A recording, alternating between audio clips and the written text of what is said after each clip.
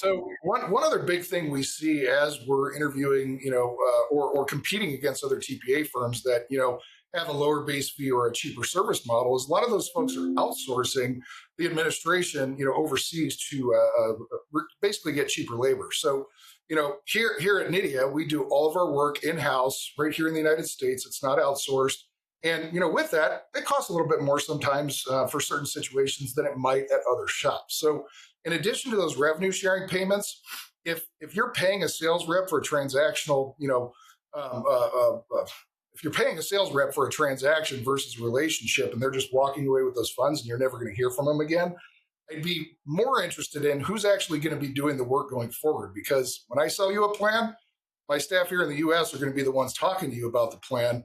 They're going to be doing A to Z administration on the plan. You're going to have one point person that's familiar with all the intimate details of everything going on at your plan at any given time.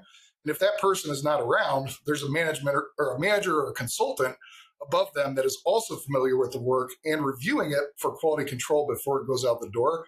And then there's myself as the 10,000 foot level, operating the firm, bringing in new business and really taking care of all the clients that we've sold plans to. So, if you're going to a firm that is drastically cheaper than three other quotes that you've been received or that you've actually received, I would be very cautious to see where the work is being done and how it is being done.